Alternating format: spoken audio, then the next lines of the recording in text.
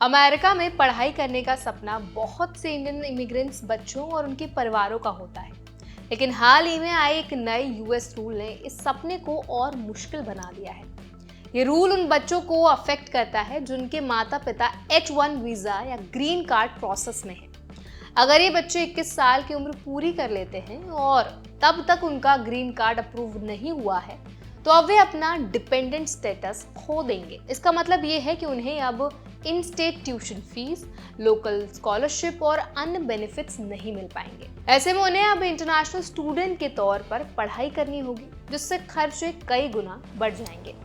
इस वीडियो में आज हम डिटेल में समझेंगे कि ये नया रूल यूएस इमिग्रेशन क्या है और इसमें क्या बदलाव हुए हैं, इंडियन फैमिलीज और उनके बच्चों पर इसका क्या असर पड़ेगा, क्यों अब कई परिवार यूएस की बजाय कनाडा, यूके या ऑस्ट्रेलिया जैसे देशों को चुनने लगे हैं, अमेरिकनाइज्ड इंटरनेशनल स्टूडेंट्स कौन होते हैं और उनका फ्यूचर क्या होगा। इस रूल से बचने या तैयार रहने के लिए फैमिलीज को कौन से स्टेप्स लेने बहुत जरूरी है, इस पर भी आज बात होगी।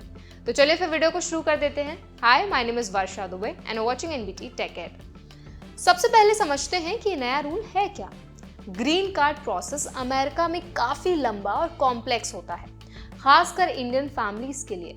पहले तक H1B वीजा होल्डर्स के बच्चे डिपेंडेंट स्टेटस में रहते थे, यानी उन्हें पढ़ाई और फीस में लोकल स्टूडेंट जैसी सुविधाएं मिलती थी।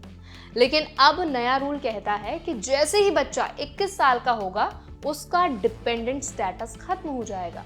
अगर तब तक ग्रीन कार्ड नहीं मिला तो बच्चा खुद को इंडिपेंडेंट मानकर इंटरनेशनल स्टूडेंट की तरह ही पढ़ाई करेगा। इसका असर सीधा और गहरा है। एक बच्चा जो अब तक कम फीस देकर पढ़ सकता था, अब उसे वही पढ़ाई कई गुना ज्यादा खर्चे में करनी पड़ेगी।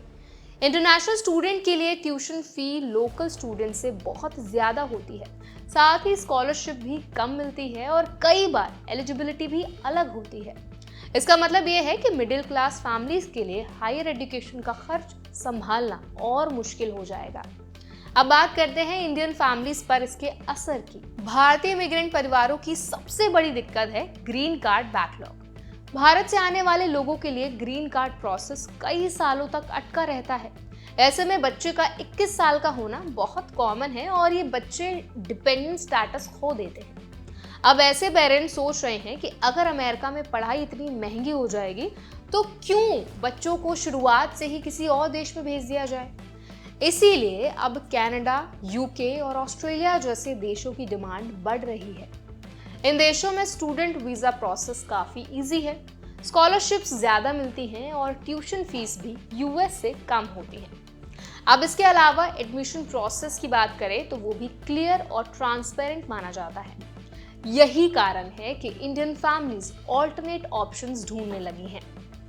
अब एक और इंटरेस्टिंग टर्म सामने आया है, अमेरिकनाइज्ड इंटरनेशनल स्टूडेंट्स। ये वे बच्चे हैं जो अमेरिका में बड़े हुए हैं, वहीं की स्कूलिंग की है, इंग्लिश फ्लुएंट है, लेकिन उन्हें यूएस यूनिवर्सिटीज में लोकल स्टूडेंट का फायदा नहीं मिल पाएगा। अब ये बच्चे कनाडा, यूके, ऑस्ट्रेलिया में अप्लाई कर रहे हैं। उनके पास एकेडमिक और कल्चरल बैकग्राउंड मजबूत है, जिससे वे जल्दी अडेप्ट हो जाते हैं और वहाँ की यूनिवर्सिटीज भी उन्हें प्रेफर करती हैं। लेकिन इस बदलाव के साथ चैलेंजेस भी आते हैं। सबसे बड़ी चैलेंज है फाइनेंशियल प्लानिंग। अगर बच्चा यूएस में डिपेंडेंट स्टेटस खो देता है, तो पेरेंट्स को अचानक ही इंटरनेशनल ट्यूशन फीस और लिविंग कॉस्ट के बारे में सोचना पड़ेगा, इतना सारा पैसा अरेंज करना पड़ेगा। दूसरा चैलेंज है पेपर वर्क और डेडलाइंस। अगर फैमिलीज पहले से प्लान नहीं करेंगी तो बच्चे एडमिशन मिस कर सकते हैं। तीसरा चैलेंज है स्कॉलरशिप्स, क्योंकि हर देश की यूनिवर्सिटी की एलिजिबिलिटी अलग होती है। तो अब सवाल आता है कि फैमिलीज को ऐसी सिचुएशन में क्या करना जरूरी है। सबसे पहले उन्हें एक बैकअप प्लान बनाना चाहिए। अगर बच्चा 21 साल का होने वाला है और ग्रीन कार्ड प्रोसेस क्लियर नहीं हुआ है, तो पहले से देख लें कि किन देशों में पढ़ाई के ऑप्शंस है।